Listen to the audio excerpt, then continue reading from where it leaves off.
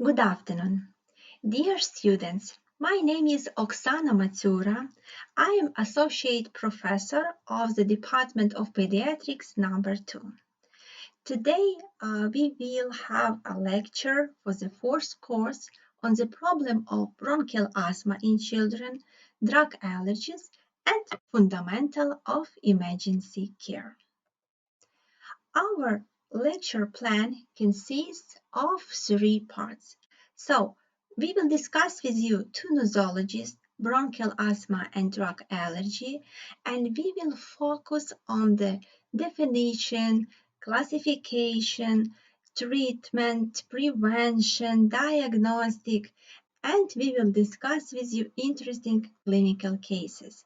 And we will summarize with you fundamentals of emergency care. So first part is bronchial asthma. I want to start with general information.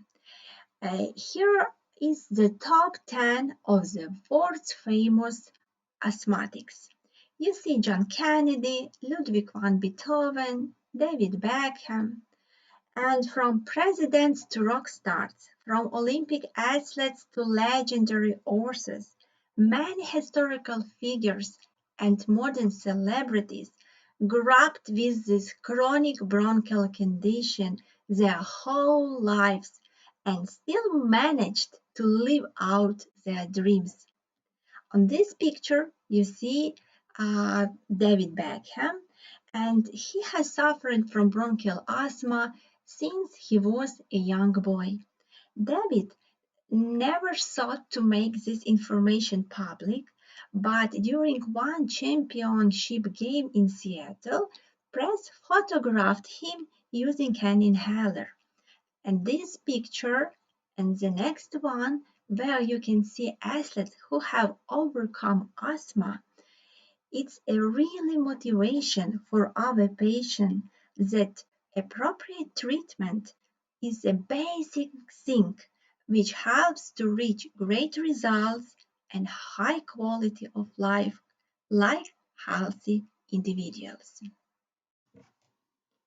So, what is bronchial asthma? It's a heterogeneous disease usually characterized by chronic airway inflammation. It is defined by the history of respiratory symptoms such as wheeze, shortness of breath, chest tightness, and cough that vary over time and in intensity together with variable expiratory airflow limitation. I want to show you interesting facts about asthma. So, it's the most common chronic disease among children. It's potentially serious chronic disease that can be good controlled, but not cured. Asthma causes symptoms such as wheezing, shortness of breath, chest tightness, and cough that can vary over time in their occurrence, frequency, and intensity. These symptoms are associated with changes such as bronchoconstriction or airway narrowing, airway wall thickening, and increased mucus. These symptoms can be triggered or worsened by factors such as viral infection, different types of allergens, tobacco smoke, exercise, and stress. Here you can see a main document for bronchial asthma treatment and prevention. It's called GINA. On the top you can see a link where you can find all information about bronchial asthma. I recommend you to save it, and if you are interested in different information, you can practice in this site. For example, you can find different clinical cases. You can find information for patients, information for doctors, and different news in bronchial asthma management. On this picture, you can see different changes which can develop during bronchial asthma exacerbation. So on the left, it's anatomic of respiratory tract. Then you can see normal airway and airway during asthma symptoms. And you see narrowed airway that cause limited airflow, tightened muscles constrict airway, inflamed thickened airway wall, and a lot of mucus inside. On this picture is normal bronchiola and bronchiola during bronchial asthma exacerbation. And you can see narrowed airway, tightened muscles, thickened airway wall, and mucus inside. Now we will speak with you about pathophysiology of bronchial asthma. Asthma is quite difficult and insufficiently studied. In most cases, this disease is based on first type of hypersensitivity reaction. In the genetics of bronchial asthma development, we can speak about three phases: immune, pathochemical, and pathophysiological. Clinical manifestation has the next features: attacks of expiratory dyspnea, shortness of breath, cough, chest tightness, wheezing, and sibilant rales. In classifications of bronchial asthma, we have 4 stages. First is spasmodic. It means that patient develop sporadic episodes of bronchial asthma exacerbation. Continuous, some shortness of breath on occasion, and it can be triggered by exercise or stress. Intractable, persistent wheezing, which require regular daily medication for good control symptoms, and status asthmaticus, severe attack in which patient deteriorates in spite of adequate treatment.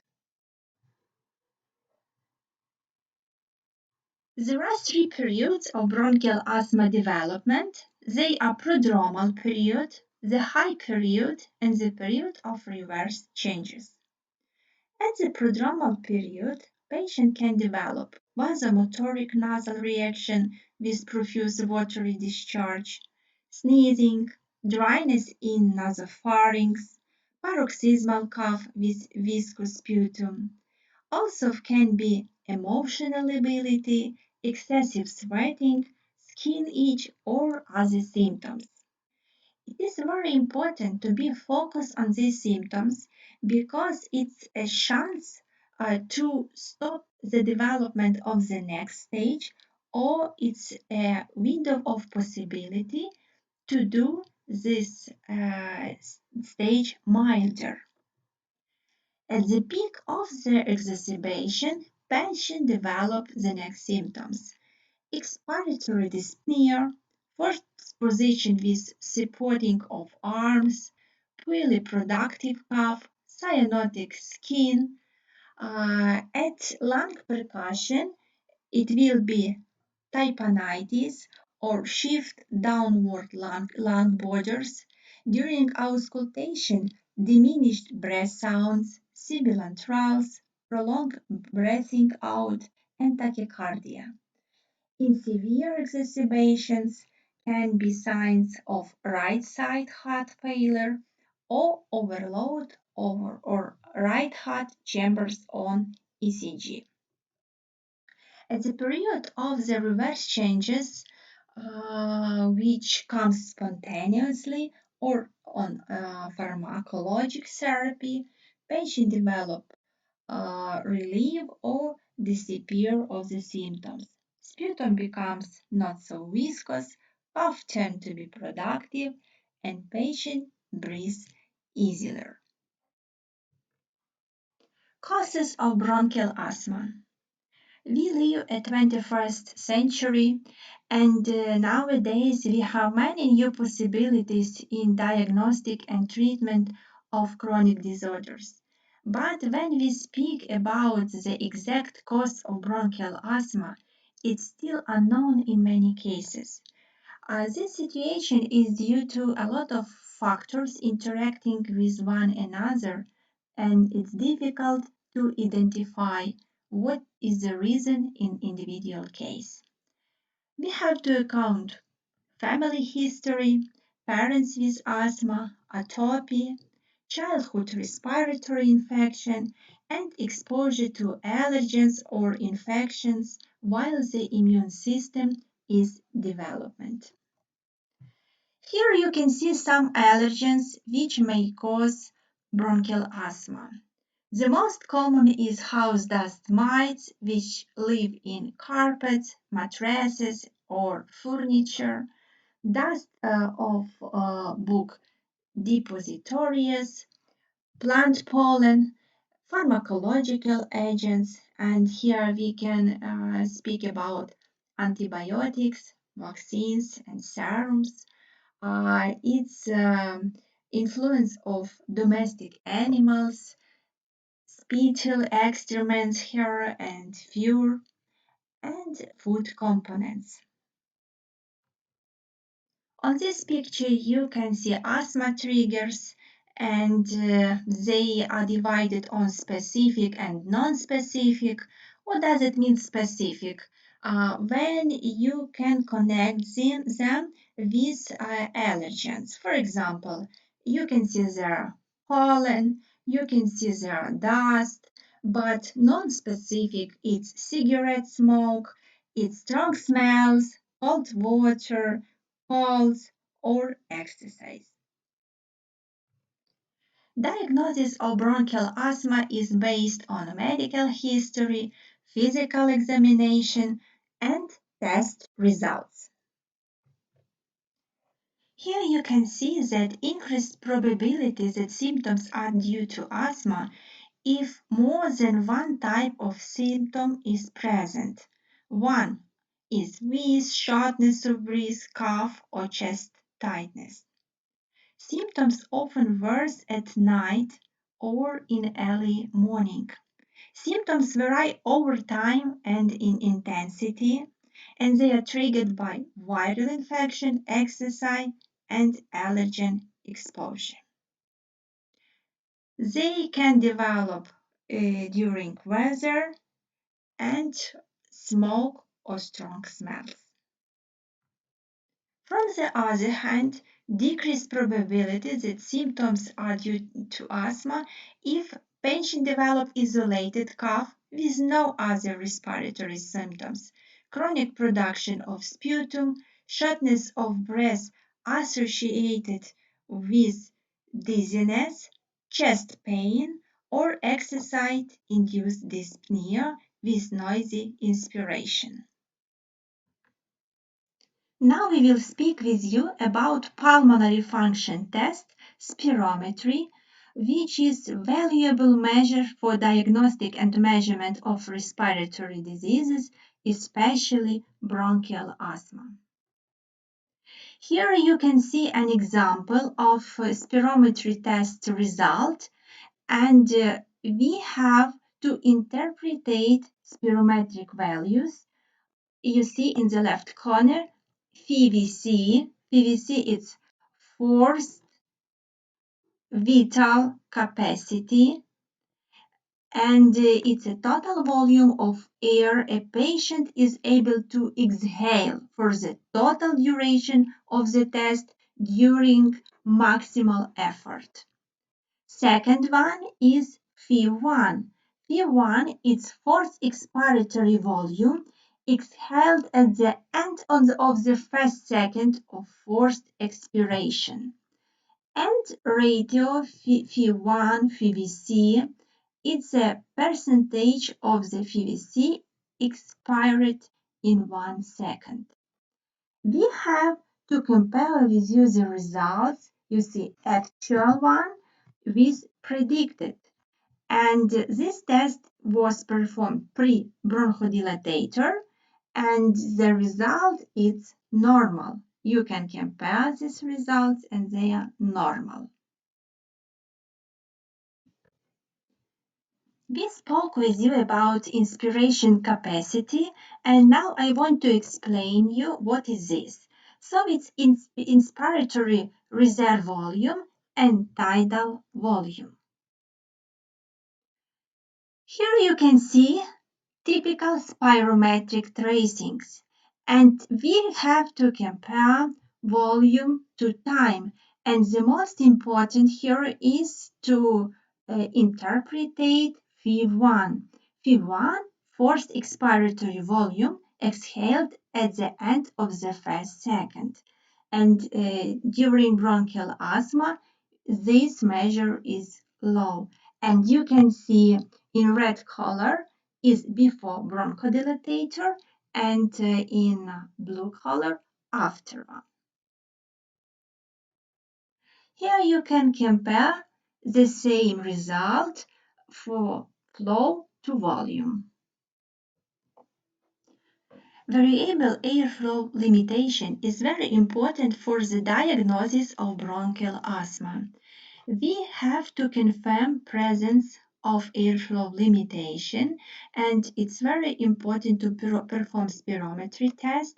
And in patients with bronchial asthma, the ratio FIV1 FIVC will be reduced. Reduced, it means that it will be less than 0.8. We have to confirm also variation in lung function, and very important to perform bronchodilatator reversibility test. Patient perform basic spirometry, then receive 2 to 4 puffs of B2 short active agonist, and in 15 to 30 minutes we perform spirometry test. And if FIV1 is more than 12%, it means the test is positive and we have to prescribe anti-inflammatory treatment. If the test is negative, it means that we have to follow up the patient and we can repeat the test when patient will develop symptoms or to prescribe when patient reach 5 years old. Sometimes it's difficult for students to remember different spirometric values. And I want to show you this tip how it's easier to remember and to recognize different types of ventilator insufficiency. You see that obstruct means out, below, upper. Restricts, restrict, elevated, inferior. And here you can see the same information that if patient have reduced FIV1, reduced it means less than 80, it's obstructive type. When patient have reduced PVC, it means restrictive. In case of obstructive type, patient develop bronchial obstruction. In case of restrictive lung disorder, you will see restricted lung like in the picture. And to summarize our information about pulmonary function test, I want to show you this spirometry test result, and I want you to give information. What is the type of ventilator insufficiency is present here? So you have 1 second to think.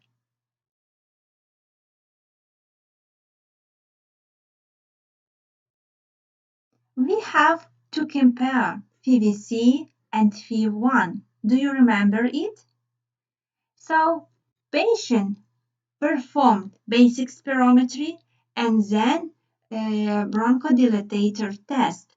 And basic is in red color, post bronchodilatator is green color. And you have to compare predicted and actual values and then what percent was present after dilatation. And you can compare that FIV1 is plus 30%. So what does it mean? It means that before bronchodilatator test when patient performed basic spirometry, he had obstructive type. And after bronchodilation, he received plus 30%. It means that test is positive. And patient can receive bronchial asthma diagnosis and need to prescribe appropriate treatment. Physical examination plays a significant role in diagnosis of bronchial asthma. The most frequent finding is wheezing on auscultation, especially on forced expiration, but sometimes it can be normal. We have to remember that wheezing is also found in another conditions, for example, respiratory infections in children, upper airway dysfunction, and bronchial obstruction or inhaled foreign body. Wheezing may be absent during severe asthma exacerbation, when this exacerbation is on the start of the development, and it's called silent chest. Auscultation of the lungs should be systematic, including all lobes of the anterior, lateral, and posterior chest. The examiner should begin at the top, compare side with side, and work towards the lung bases. How to auscultate the lung sounds? The basics of lung auscultation is the next.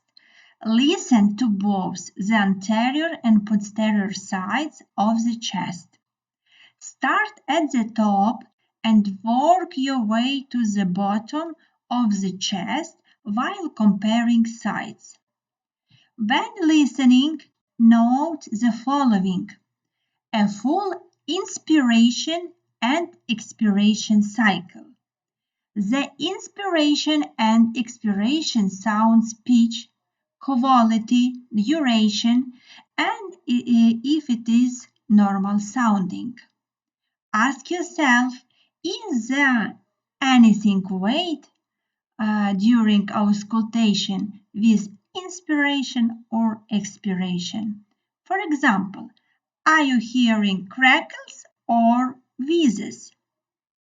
Have the patient sitting up with arm resting on lap.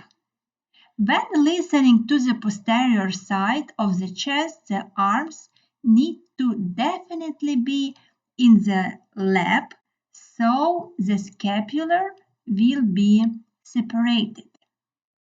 Use the diaphragm of the stethoscope to auscultate at various locations, and the points are on the picture. So you can see these points on front and on the back. Have patient breathe in and out through mouth slowly while listening.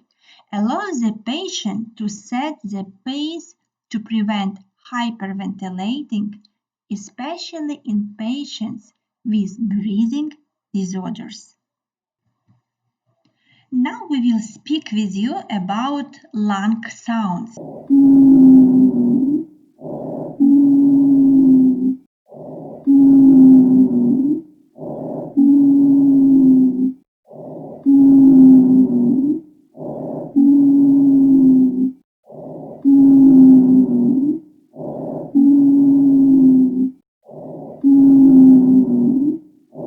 On the picture you see a peak flow meter.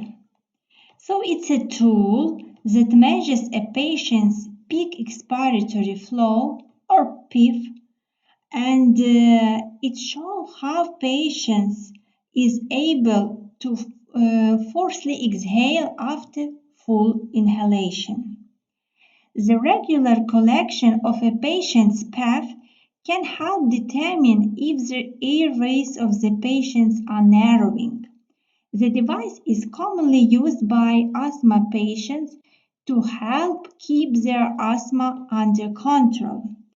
PIF testing can be performed as a means of early detection of potential asthma attacks when they feel their symptoms are become worse or to help decide whether rescue medication is necessary.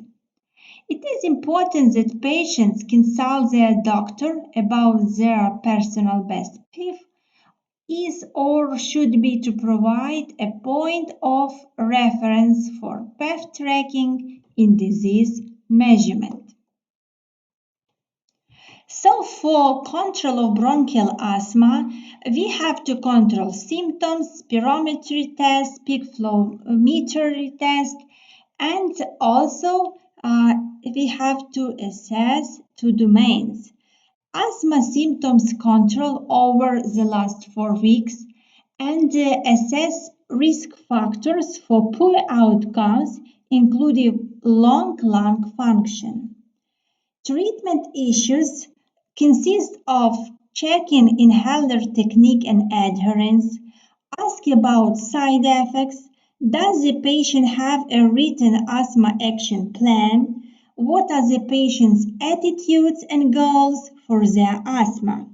And also we have to think about comorbidities. Think of rhinosinusitis, GERD, obesity, obstructive sleep apnea, depression or anxiety. And this may contribute to symptoms and poor quality of life.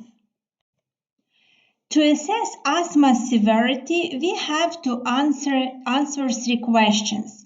How, when, and what is the severity of the disease? When we speak about question how, it means that asthma severity is assessed retrospectively from the level of treatment required to control symptoms and exacerbations. When we speak about when, it means that assess asthma severity after patient has been on controlled treatment for several months. And severity is not static. It may change over months or years or different treatments become available. And we have 3 categories of asthma severity. Asthma can be mild, moderate, or severe. Mild, it means well controlled with steps 1 or 2 in treatment. We will discuss this question soon. Moderate asthma, it's well controlled with step 3, and severe asthma requires step 4 and 5, which have combination of different drugs. When we speak about level of asthma symptom control, we have to ask the patient about his symptoms for the past 4 weeks. And these symptoms can be well controlled, partly controlled, or uncontrolled. So it's very important for you when you will write bronchial asthma for patient to focus on the severity of the disease and control of the disease. So sometimes we forgot to speak about control, but it's one of the most important categories in our treatment. So when we measure symptom control, we have to ask for question. First of all, it's daytime asthma symptoms more than twice a week. Yes or no? Any night walking due to asthma? Yes or no? Reliever needed for symptoms more than twice a week?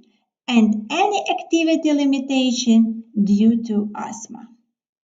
So you see that patients have to score the symptoms, and it can be none of these points, 1 to 2 of these, and uncontrolled 3 to 4 of the symptoms. For assessment of risk factors for poor asthma outcomes, we have to think about the next positions. Ever intubated for asthma? uncontrolled asthma symptoms, having more than one exacerbation in the last 12 months, low fever, incorrect inhaler technique or poor adherence, smoking, active or passive, obesity, pregnancy, blood eosinophilia, risk factors for fixed airflow limitation. It will be no inhalation corticosteroid treatments, smoking, occupational exposure, mucus hypersecretion, and blood eosinophilia. So for control of bronchial asthma, we have to check symptoms and also we have to control lung function test. And it's very important in process of bronchial asthma control. So diagnosis means that we have demonstrate variable expiratory airflow limitation. We have reconsidered diagnosing if symptoms and lung function are discordant. For example, frequent symptoms but normal fever. The reasons can be different, not only respiratory or bronchial. It can be cardiac disease or lack of fitness. Few symptoms but low fever. It can be a reason for poor perception, restriction of lifestyle. We have to think about risk assessment. Low fever is an independent predictor of exacerbation risk. Monitoring progress, it's a measure lung function at diagnosis and 3 to 6 months after starting treatment to control and to reconsider this treatment and then periodically. Consider long-term PIF monitoring for patients with severe asthma and also about treatment. We have to think about lung function test and about its limitation between visit variability of FIV1. Now we will speak with you about stepwise management and pharmacotherapy of bronchial asthma. We have 5 steps. Step 1 is low doses of inhalation corticosteroids. Step 2 is low dose of corticosteroids, and also we have another option which can be used, leukotriene receptor antagonists or low doses theophylline. Step 3 is a low dose of inhalated corticosteroids in combination with long-active B2 agonist. In step 4, we have moderate or high dose of inhalation corticosteroid with combination long-active B2 agonist. And step 5, so in this stage, we can use high doses of inhalation corticosteroids, and also we can see about options of anti-IgE treatment. For reliever symptoms, we have to organize for patient as needed short-acting B2 agonist, salbutamol, and also for steps 3, 4, 5, we have to think about as needed short-active B2 agonist or low doses inhalated corticosteroid in combination with formoterol. Please pay attention that for children 6 to 11 years, theophylline is not recommended, and we prefer medium doses of inhalated corticosteroids. On the same time, tiotropium by soft mist inhaler is prescribed only for adults. On this slide, you see very important information for bronchial asthma treatment. Please remember inhalated corticosteroid drugs and their total daily doses. So it's a key question for treatment of bronchial asthma in children, and when you know these doses, you can manipulate in treatment and you can take correct stage for your patient. For example, beclometasone dipropionate can be used in low, medium, and high doses. Low dose is 1 to 20 micrograms, medium to 400, and high is more than 400 micrograms. And if we will see this picture, we can use low doses of inhalated corticosteroids on step 2. We can use combination of low doses inhalation corticosteroids in step 3. So in this case, for our patient, we will take beclometasone 100 to 200 micrograms for daily dose. I want to give you information about the most common use inhalated corticosteroids. Please pay attention for budesonide in nebulous. Low doses is 250-500, medium dose is 500 to 1000, and high dose is 1000 micrograms.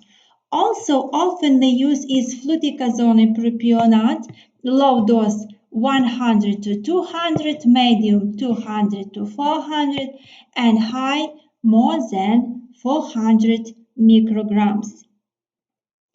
In pediatric practice, we prefer low or moderate dose of corticosteroids, and most of the clinical benefit from inhalation corticosteroid is seen at low doses. Please remember that high doses are associated with increased risk of systemic side effects. On this picture, you can see low, medium, and high doses inhaled corticosteroids for adolescents, so for children more than 12 years old. The same rules of prescriptions are for patients of this group. On this picture, you see different inhalers and they have different action. So, first line are short-acting symptom controllers. Second is long-active symptom controllers. Then combination corticosteroid and long-acting symptom controllers and preventers. We have different types of inhalers. They are MDI, meter dose inhalators, and you see spacer for it. Also is discus inhaler. The drug is used in powder there. Also turbohaler, and very popular for nowadays is nebulizer and compressor. Please remember that different types of inhalers are used for different age groups of our patients. For example, if you have an infant or toddler, you have to take nebulization. If you have a patient, toddler or preschool, you can take metrodose inhaler, but very important to use device this spacer. Spacers are different for different age groups.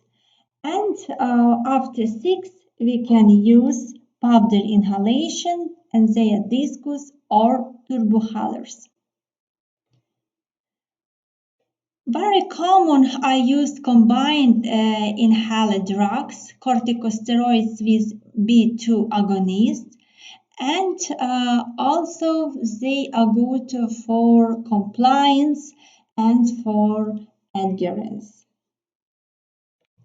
So in treatment classification, we have quick relief or rescue medication, we have bronchial thermoplasty, and recognizing, tracking, and avoiding triggers. When we speak about quick relief or rescue medication, we have to remember about short-acting B2 agonist, ipratropium, or oral and intravenous corticosteroids. During our practice with students for course, we see that we have to pay more attention for treatment. And I want to show you examples of the prescription, how to write correct prescription for a patient when you want to prescribe treatment for acute symptoms. So gold standard is salbutamol, and on the picture you see meter dose inhalator and patient receive 100 microgram in one puff. If you have a small baby, you have to remember about special device spacer. So we have to write recipe salbutamol 100 microgram, Datalis doses in inhaler number 1, and Signa to take one inhalation as and when patient needed. Please remember that when we speak about short-active B2 agonist, we have to give information for a patient that when patient will take more than 8 doses per day, he can develop side effects. And in this case, when patient use 3 doses per day, it means that his asthma start uncontrolled, and it's like a red flag to call or visit a doctor. We have opportunity to prescribe drugs in two ways. So first way was like on pharmacology department. Another is like prescription in a list for drugs. You can choose what option is easier for you to write.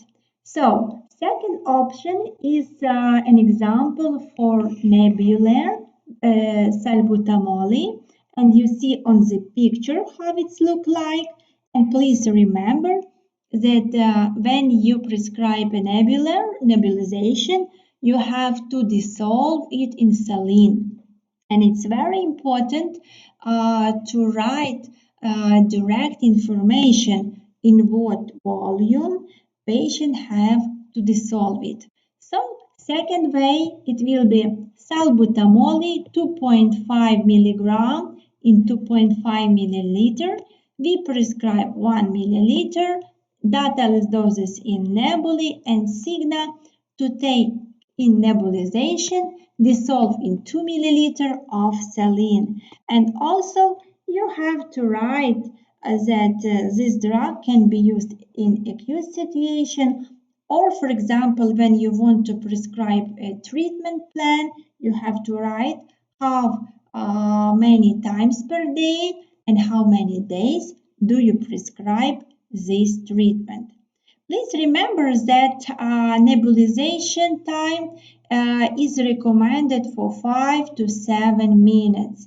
If you have a small baby, you can dissolve in 1 milliliter of saline. If you have adult, you can take 2 milliliter of saline. So it's very good to take for nebulization 3 milliliter, like it's a general volume for nebulization.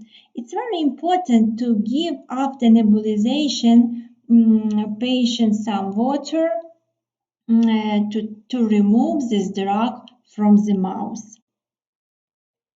When we speak about long-term medication, we have to take inhaled corticosteroid, leukotriene modifiers, long-acting B2 agonist, and combination inhalers. On this picture, you see example of the prescription for fluticasone propionate. It's inhaled corticosteroid monotherapy, and it's the lowest dose, 50 micrograms. Please remember that all inhaled corticosteroid drugs are in units micrograms. So we prescribe Flixotide 50 microgram, dataless doses in inhaler number 1, and to take one inhalation twice a day. And it's very important to take a water or to drink after inhalation. Here you can see example of the prescription Symbicort. It's a combination drug, budesonide and formoterol. So budesonide is inhaled corticosteroid. Formoterol is B2 agonist long action. And if you have combined drug, you have to fix 2 doses because different inhalers can have different doses. For example, Symbicort has 80 microgram, 160 microgram, and 320 micrograms. And what dose you will choose, it's very important to give this information in prescription. Dataless doses in inhaler to take one inhalation twice a day. Here you see example of Montelukast prescription, and the most popular is Singular. This drug is present in doses 4, 5, and 10 microgram. 4 microgram is recommended from 2 to 6 years old. After 6, we prescribe 5 milligram. And after 15, 10 micrograms. So Montelukast 10 milligrams, dataless doses in tablettes, and to take one tabletter once a day, and optimal time to take this tablettarum is 6 p.m. after meal. Please remember that very important to take Montelukast for anti-inflammatory treatment for 3 months. You can prolong this period if you need. If patient has viral infection, bronchial obstruction, exacerbation of bronchial asthma, you can prolong this period. But the shortest time to give you a good anti-inflammatory treatment is 3 months. So what is known about bronchial asthma today? Asthma can be effectively treated.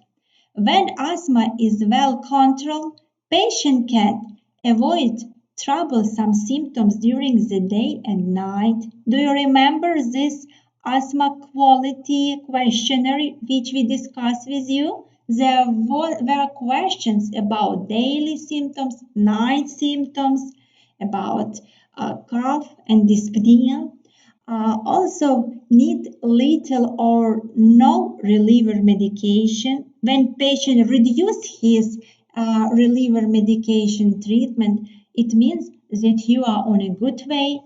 Have productive, physically active lives, have normal or near normal lung function, and we discuss with you that answer on this question can be after spirometry test, pulmonary function test, or peak flowmetry test, and avoid serious asthma flare-ups, so-called exacerbations or severe attacks. The long-term goals of asthma management are symptom control. What does it mean? Symptom control. It means that we have to achieve good control of symptoms and maintain normal activity levels. Risk reduction. What does it mean? That we will minimize future risk of exacerbation, fix airflow limitation, and medication side effects. Achieving these goals requires a partnership between patient and their healthcare providers. So ask the patient about their own goals regarding their asthma. When we speak with patient, we have better compliance. And please remember that we have statistical data that we have to ask patients about their drug prescriptions because only 30% of patients really take our prescriptions regularly. 30% modify them, and even 30% don't take into account our recommendation. So if you ask a patient about his traveling, about his financial possibilities to buy this or this drug, because we don't have refundation in most cases, only severe bronchial asthma can be provided with our state help. We will have better compliance. And adherence and compliance are two important points in bronchial asthma management. Good communication strategies are essential and consider the healthcare system, medication availability, cultural and personal preference, and health literacy. So, reviewing response and adjusting treatment. We have a question. How often should asthma be reviewed? 1 to 3 months after treatment started, then every 12 months. Do you remember that at the time when we discussed with you pulmonary function test, I give information that you have to perform basic spirometry when you start a new treatment, and then you have to plan a visit patients to the clinic in 1, 2, or 3 months after treatment. If patient has severe asthma, it will be 1 month. If patient has moderate, it will be 2 months. And if it's mild, 3 months after treatment prescriptions, you have to see a patient and to perform basic tests. During pregnancy, every 4-6 weeks, and after exacerbation, within 1 week. We have sustained step up for at least 2 to 3 months if asthma is poorly controlled. Important information that first checked for common causes, symptoms not due to asthma, incorrect inhaler technique, or poor adherence. Short-term step up for 1 to 2 weeks with viral infection or allergen, and it can be initiated by patient with written asthma action plan. Day-to-day adjustment for patient prescribed low doses. For stepping down asthma treatment, it have to consider step down after good control maintained for 3 months and find each patient's minimum effective dose that control both symptoms and exacerbations. Treating modifiable risk factors, it provides skills and support for guide asthma self-management. This comprises self-monitoring of symptoms, and it means that patient will receive regular medical treatment and you will review it. Prescribe medication or regimen that minimize exacerbation. For example, inhalated corticosteroid containing controller medications reduce risk of exacerbations, or for patients with more than one exacerbation in previous year, consider about low dose or combination that can control the symptoms. Encourage avoidance of tobacco smoke. For patients with severe asthma, it's important to refer to a specialist center, and for patients with confirmed food allergy, to prescribe appropriate food avoidance and to think about epinephrine in case of anaphylactic cases. What is the prognosis for bronchial asthma? On the start of our lecture, I give you information that bronchial asthma is a chronic disorder and it can be good controlled but not cured. But we have to remember that it's very important to give a chance for our patients, yes, and do all possible measures to reach this control state. In case of early detection and adequate treatment, the prognosis for the disease is favorable. It becomes serious in severe, persistent, and poorly controlled when patient has a severe exacerbation of bronchial asthma. On the 5th of May, people around the world celebrate Asthma Day.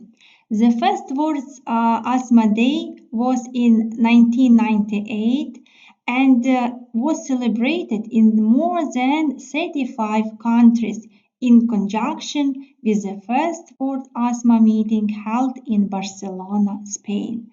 Participation has increased with each World Asthma Day held since then, and this day has become one of the world's most important asthma days for educational events.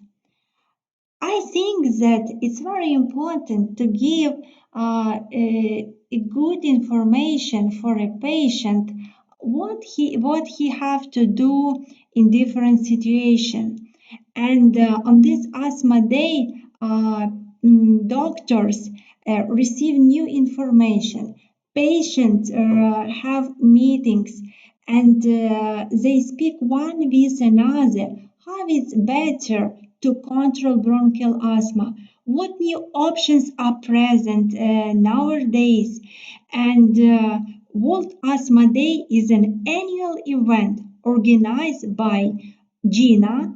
Do you remember what is GINA? It's Global Initiative for Bronchial Asthma Management and Treatment, and it helps to improve asthma and to carry it around the world. I want to show you a picture. It's my colleagues from allergy department. These doctors treat bronchial asthma in children. And one pharmacological company on 5th of May, on the day when Bronchial Asthma Day is celebrated, plant a tree.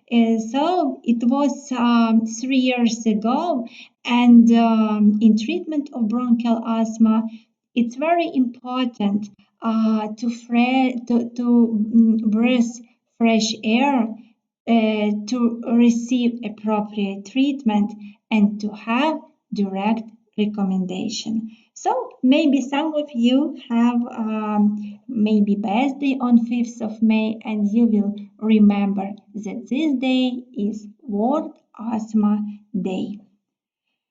So we finish with you first part about bronchial asthma. Second part of our lecture is drug allergies.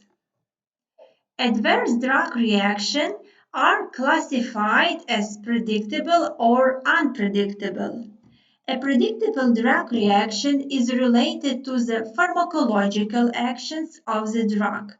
An unpredictable reaction is related to immunological response, hypersensitivity reactions, or non-immunological response. There are three types of adverse drug reactions. They are drug hypersensitivity, drug allergy, and drug intolerance. Definition of drug allergy.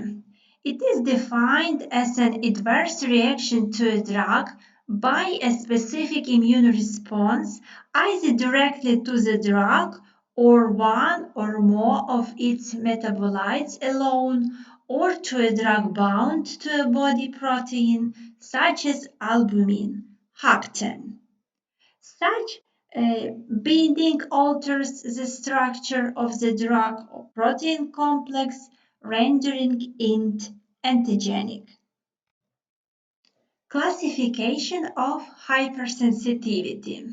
The criteria of the classification is based on the time required for the symptoms or skin test reactions to appear after exposure, immediate and delayed hypersensitivity, and based on the nature of organ involvement. Overview of drug allergy. Drug allergy is an uncommon and unwanted side effect of medication. Reaction to drugs range from a mild, localized rash to serious effects on viral systems.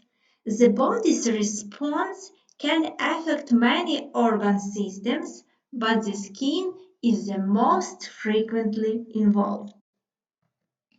The most common drugs to cause allergy are analgesics such as codeine, morphine, non-steroidal anti-inflammatory drugs such as ibuprofen or indomethacin, and aspirin.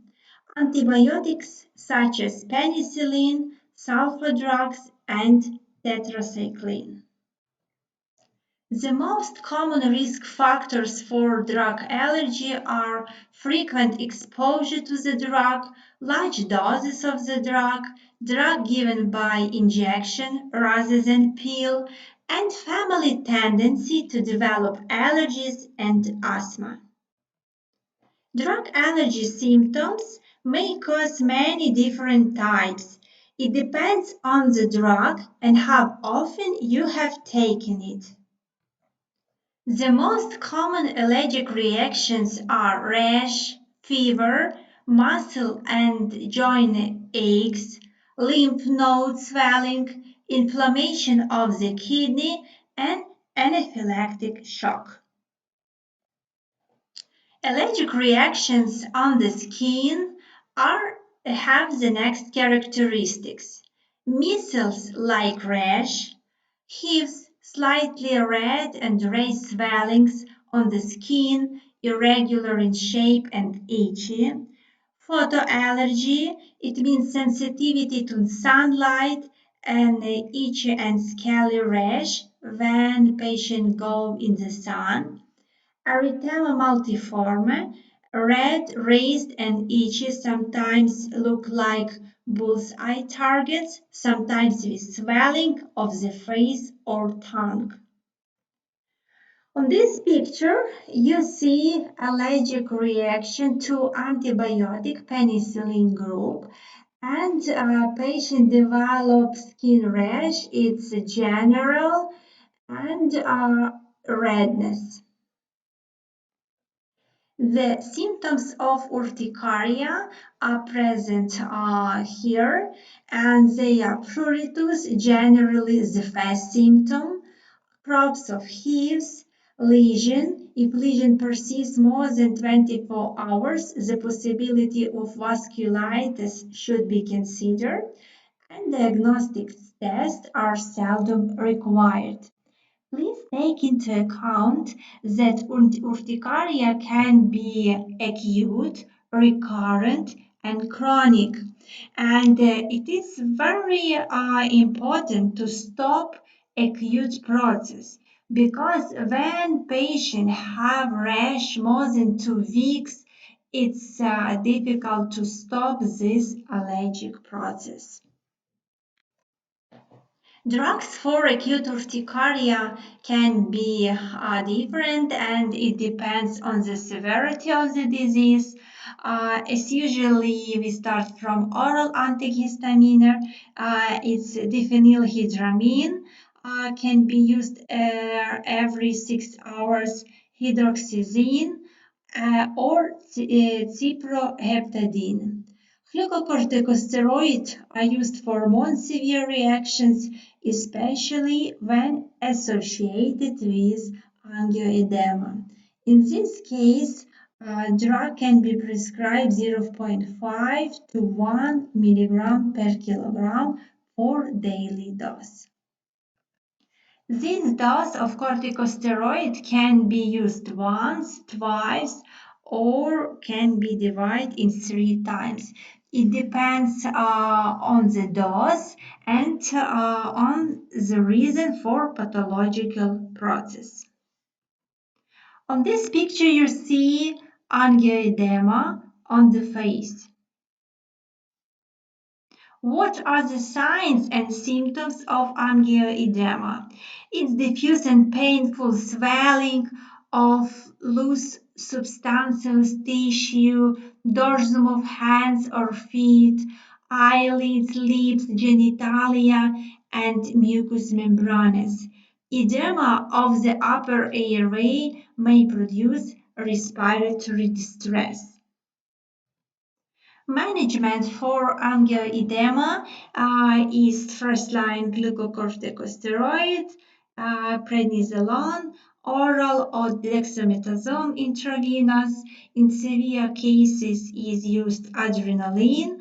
So adrenaline can be used in dose for junior or for adults.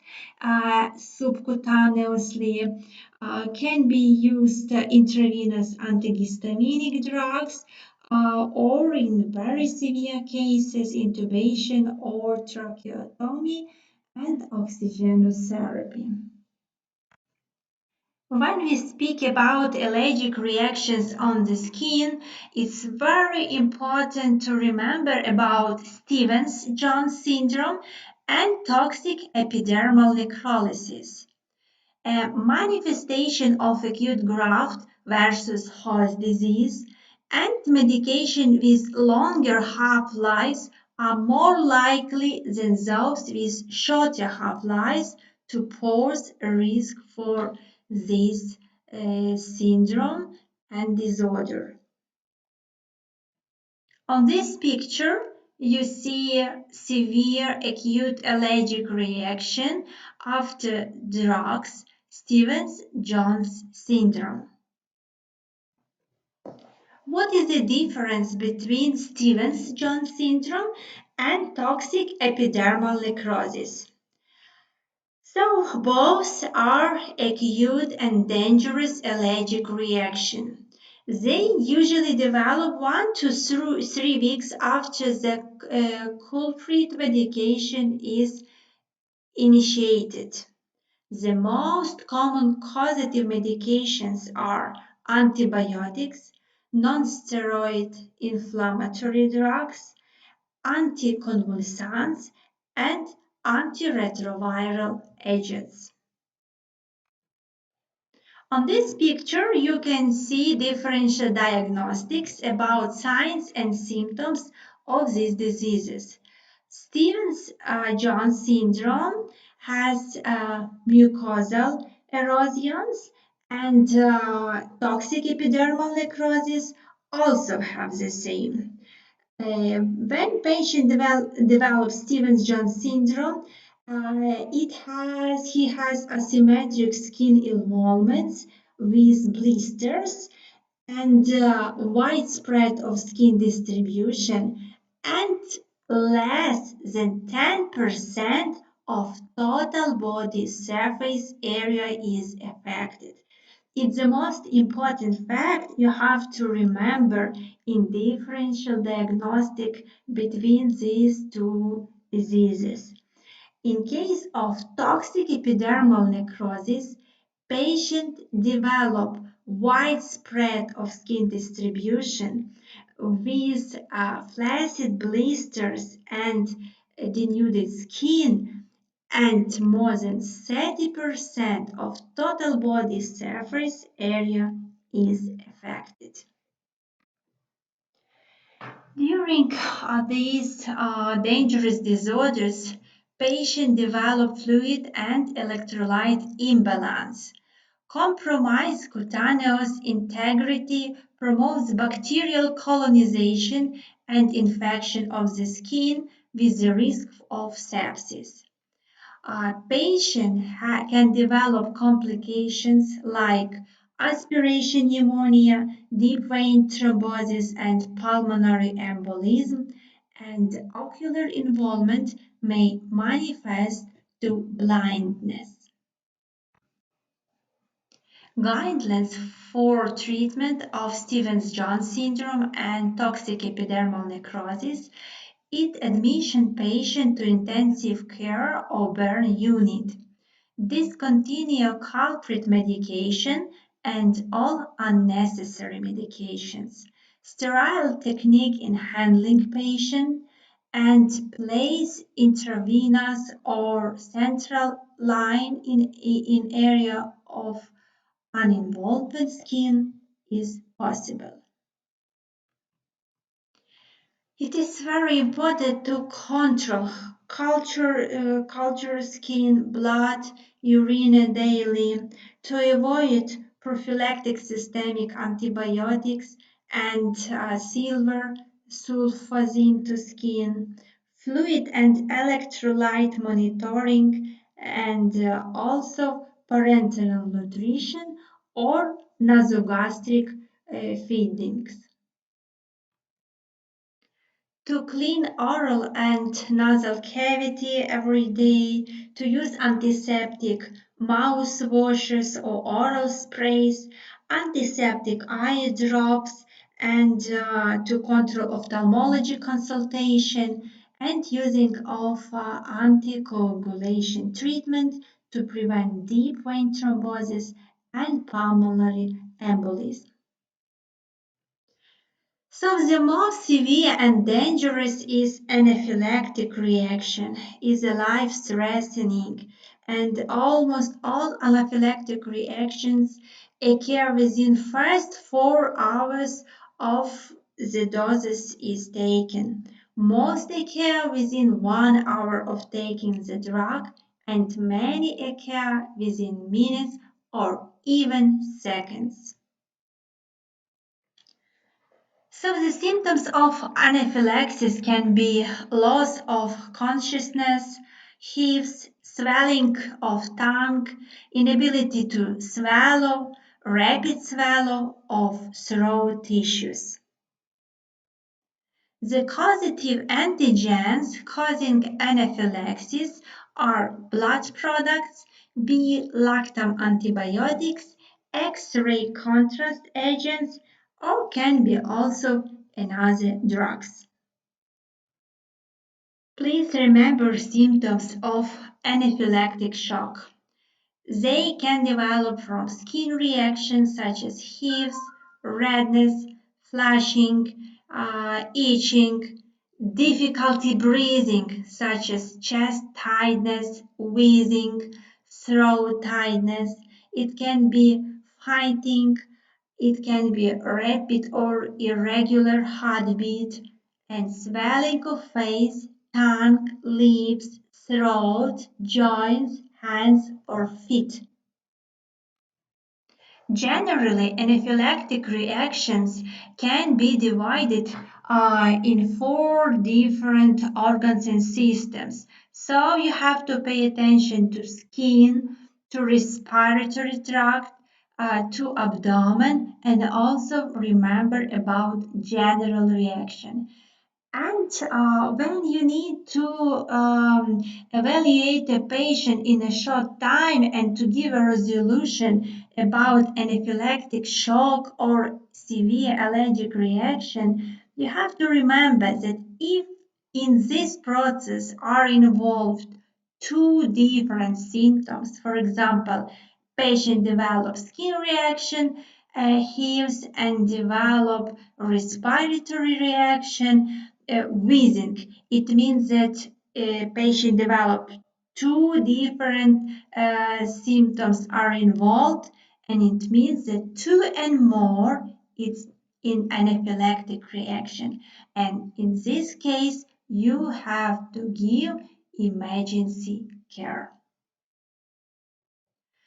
So our third part of our lecture is fundamentals of emergency care. So when patient develop anaphylactic reaction, the first and the only line of treatment anaphylaxis is adrenaline. If patient has EpiPen, you have to provide it. So on this picture, you see how to give EpiPen. And please remember that it's given subcutaneous, and when you put it, you have to calculate to 10 and then to remove. A group of patients can develop about 15% from general group and develop second wave of anaphylactic reactions. And in this case, you have to repeat adrenaline 5 minutes after previous if you don't have positive dynamic. And after adrenaline is given, you have to call emergency, to phone ambulance, you have to phone family members, and you have to think about second stage of anaphylactic reaction treatment. And on second stage, it depends what symptoms are present in the patient. So please remember that we have to provide oxygen if patient need. We have to give glucocorticosteroid drugs. If we speak about dexamethasone, it's usually it's used in general reactions 0 to 0.3 milligram per kilogram. So when we speak about severe anaphylactic reactions, it will be 0.506 milligram per kilogram intravenous. If patient develop wheezing, you have to provide B2 short-active agonist like salbutamol. If nebulizer is present, you have to give nebulization treatment. So all symptoms depends from their severity. In case of skin symptoms, please remember about first generation of antihistaminic drugs. So all drugs and their doses we discussed with you in our previous cases during our lecture, during our speech. And when we speak about anaphylactic reactions, adrenaline is first line treatment. What dose of adrenaline you can use, it depends from the patient's weight. So when patient is from 0.5 to 15 kilogram, EpiPen is prescribed in dose 0.15 milliliter per dose. If you have a patient more than 30 kilogram, you have to provide 0.3 milliliter per kilogram. Now I can summarize our lecture. We finish with you all material, and I want to thank you for your attention. It was offline lection, but if you have any questions, you can contact with me. I give you my email address. I hope this lecture was interesting for you, useful. I focused on the main problems.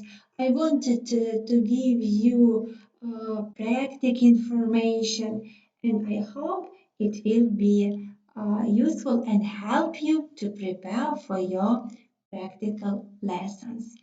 Take care of yourself and thank you for your attention.